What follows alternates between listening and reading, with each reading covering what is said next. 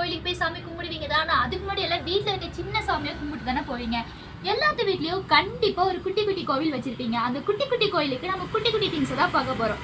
Starting நம்ம சரஸ்வதி விளக்குல இருந்து முருகர் விளக்கு வரைக்கும் இங்க இருக்கு. இது வந்து ஸ்டார்டிங் சைஸ் எண்ட் வந்து எக்ஸல் என்ன டபுள் எக்ஸல் வரை இருக்கு. நீங்க என்ன வேணுமோ பர்ச்சேஸ் பண்ணி வாங்கிக்கோங்க.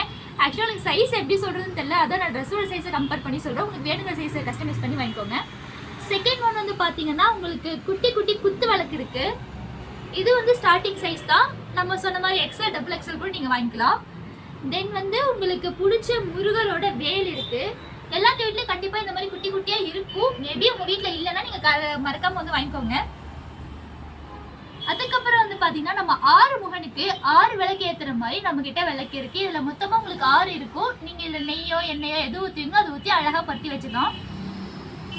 இது வந்து ஊதுபத்தி வாழைப்பழத்திலே குத்துனதுல அந்த காலம் இப்பெல்லாம் இந்த மாதிரி தான் குத்துவீங்கன்னு தெரியும். ஸோ மறக்காம இது மாதிரி ஒன்று வாங்கிக்கோங்க. இது ப்ரைஸ் வந்து உங்களுக்கு ஜஸ்ட் 50 ருபீஸ் தான்.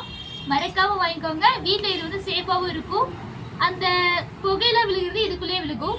ஏன்னா நீங்க திண்ணீரை கூட யூஸ் பண்ணிக்கலாம்னு நினைக்கிறேன். இது வந்து குங்குமம் திண்ணீர் என்ன வேணா நீங்க போட்டு வச்சுக்கலாம். இந்த மாதிரி உங்களுக்கு சைஸஸும் இருக்கு, நீங்க கஸ்டமைஸ் பண்ணி வாங்கிக்கலாம். கைஸ் மறக்காதீங்க, ஆடி மாசம் கடவுள் கோவிச்சுப்பாரு. மறக்காம வந்து வாங்கிக்கோங்க. லைக் பண்ணுங்க.